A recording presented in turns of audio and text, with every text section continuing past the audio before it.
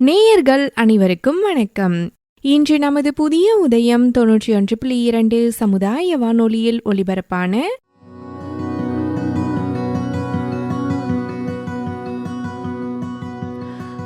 லாபம் தரும் குதிரைவாலி சாகுபடி குறித்த தகவலை தெரிந்து கொள்ளலாம்.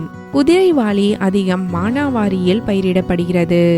தற்பொழுது சந்தையில் நல்ல வரவேற்பு உள்ள ஒரு சிறுதானிய உணவாகவும் உள்ளது.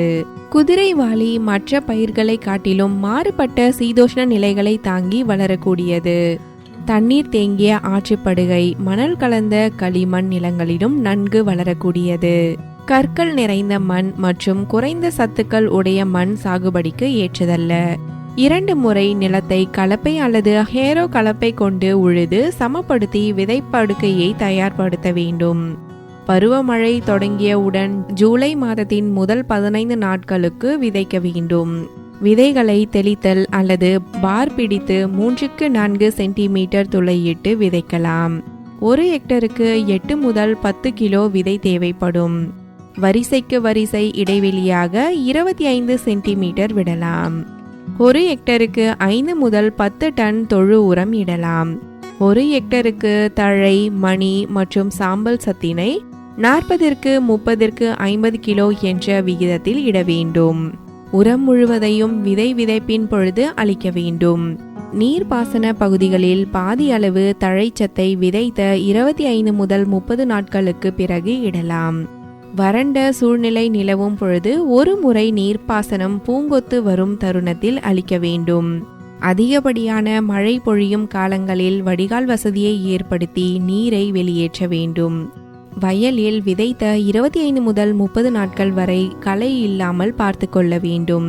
2 முறை களை எடுத்தால் போதுமானது. கைக்கொத்து அல்லது சக்கர கொத்தி மூலம் களை எடுக்கலாம். பூஞ்சான காளான் நோய் பாதிப்பு ஏற்படும் பொழுது பாதிக்கப்பட்ட செடியை பிடுங்கி எறிந்து விடலாம்.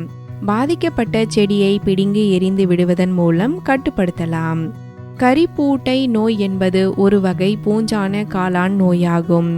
இதனை கட்டுப்படுத்த 1 கிலோ விதைக்கு ஆக்ரோசான் 2.5 கிராம் என்ற விகிதத்தில் விதை நேர்த்தி செய்ய வேண்டும். சுடு தண்ணீரில் நனைத்து விதைக்கலாம். இதுபோல் தூறு நோய் ஒரு வகை பூஞ்சான காளான் நோயாகும். டைத்தேன் M45 2 கிலோ மருந்து 1000 லிட்டர் தண்ணீரில் கலந்து தெளிப்பதன் மூலம் நோயை கட்டுப்படுத்த முடியும். இதனுடன் தண்டு துளைப்பான் பூச்சு களை கட்டுப்படுத்த திமேட் குருணை 15 கிலோ 1 ஹெக்டருக்கு என்ற விகிதத்தில் இடுவதன் மூலம் கட்டுப்படுத்தலாம். பயிரை அரிவாள் கொண்டு அறுத்து வயலில் அடுக்கி வைக்க வேண்டும். கதிர்களை காளைகளின் கால்களில் போட்டு நசுக்கி தானியங்களை பிரித்து எடுக்கலாம். சராசரியாக 1 ஹெக்டருக்கு 400 முதல் 600 கிலோ தானியம், 1200 கிலோ மற்றும் வைக்கோல் கிடைக்கும். இதுவரை கூறிய வழிமுறைகளை பின்பற்றி லாபம் தரும் குதிரைவாலி சாகுபடி செய்யலாம். என நேயர்களே, இன்றைய தகவல் உங்களுக்கு பயனுள்ளதாய் இருக்கும் நம்புகிறோம். மீண்டும் வேறொரு பயனுள்ள தகவலுடன் உங்களை சந்திக்கிறேன். நன்றி நேயர்களே.